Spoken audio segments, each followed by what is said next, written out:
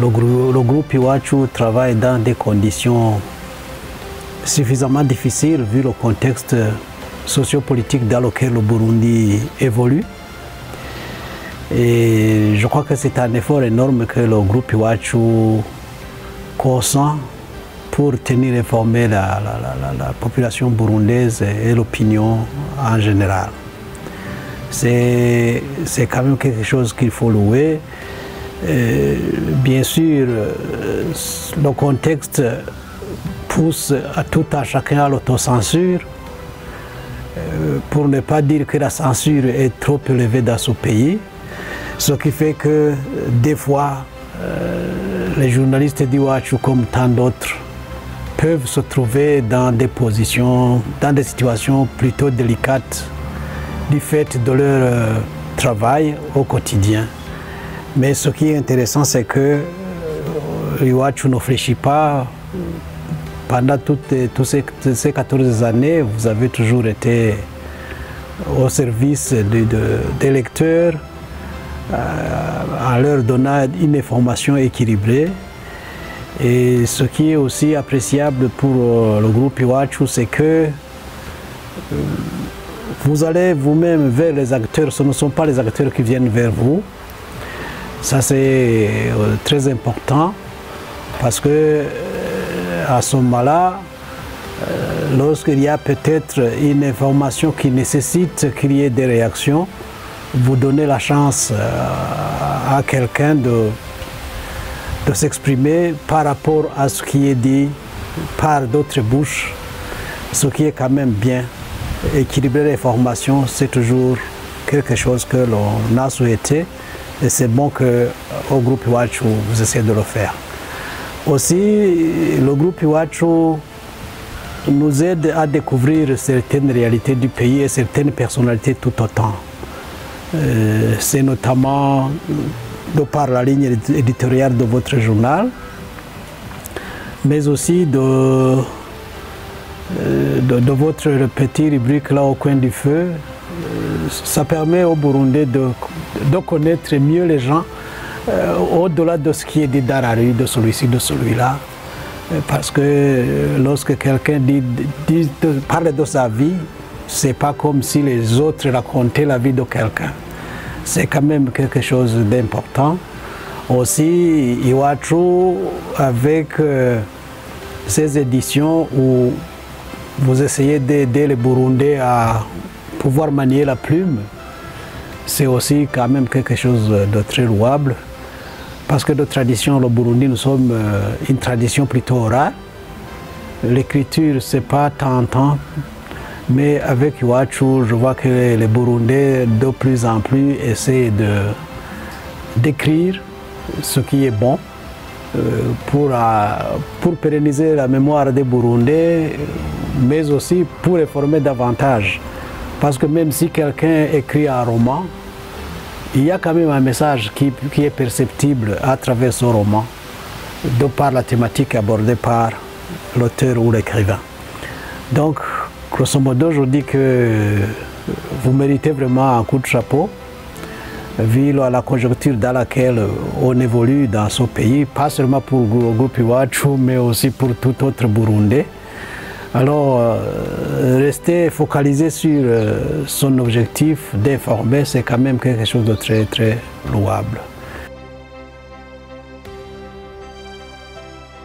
D'abord, nous félicitons pour cette célébration de la 14e anniversaire de votre prestation. Et c'est un journal qui a travaillé tant dans les moments faciles que dans les moments difficiles et qui n'a pas cessé de donner les informations nécessaires pour que toute la population soit informée. Bon, notre constat que nous avons fait à propos de votre journal, c'est que c'est un journal qui accorde la parole à tout le monde dans la diversité, mais aussi il traite des sujets variés pour que tout intéressé puisse trouver une information qui peut être utile à lui. Nous constatons aussi qu'il s'agit d'un journal qui travaille souvent avec du professionnalisme pour traiter les informations, même celles qui sont sensible. Donc, d'emblée, nous sommes satisfaits par les prestations du journal Iwachu en tant qu'homme politique, en tant que citoyen burundais. Cependant, nous aimerions effectivement qu'il y ait quelques améliorations qu'on pourrait proposer. Il faudra voir qu'on ne peut pas, notamment dans certaines circonstances, faire beaucoup d'informations à part avec les activités qui sont faites par les services de l'État qui ne sont pas nécessairement problématiques. Bon, quand j'ai lu les informations qui sont publiées par votre journal, j'ai toujours vu que souvent vous publiez la version officielle, donc qui a été émise par les organes de l'État ou les services de l'État. Vous donnez la parole à plusieurs personnalités qui, certains, soutiennent effectivement le pouvoir d'aller les propos et d'autres nuancent l'effet du pouvoir. Donc moi, je ne peux pas juger votre journal d'être pro-opposition, pro-gouvernement. J'ai dit que c'est un journal qui travaille de façon professionnelle parce qu'il donne la parole à tout le monde. Vous avez commencé votre journal à un moment où on pouvait espérer une certaine floraison de la presse libre et indépendante. Par la suite, vous savez, avec les vicissitudes qu'a traversé notre pays, les médias ont été frappés de votre fouet et le mérite du journal Iwachu, c'est d'avoir pu survivre et de continuer à émettre jusqu'à aujourd'hui. Non seulement vous avez pu continuer à émettre, mais vous avez pu aussi élargir vos produits. Vous êtes allé jusqu'à une maison d'impression des livres, jusqu'à une maison d'édition, et à votre actif, vous comptez un certain nombre d'ouvrages sur des sujets extrêmement importants pour la vie du pays et surtout pour l'information de notre jeunesse qui n'a pas eu nécessairement l'occasion de vivre, encore moins de lire sur certains épisodes de l'histoire du Burundi.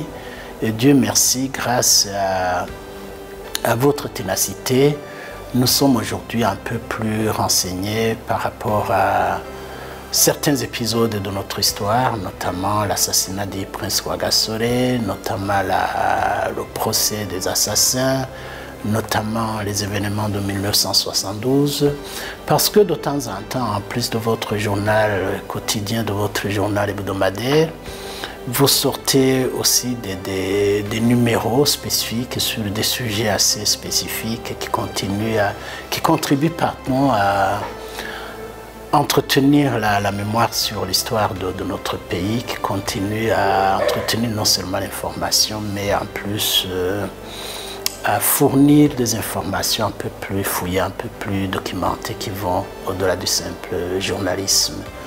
Donc pour terminer, encore une fois, je garde une très bonne impression de votre journal, mais aussi une impression positive de votre ligne éditoriale, et c'est peut-être là aussi le secret de votre longévité. Et je ne peux donc que vous souhaiter d'aller de l'avant et de diversifier davantage vos produits pour atteindre un public encore plus large.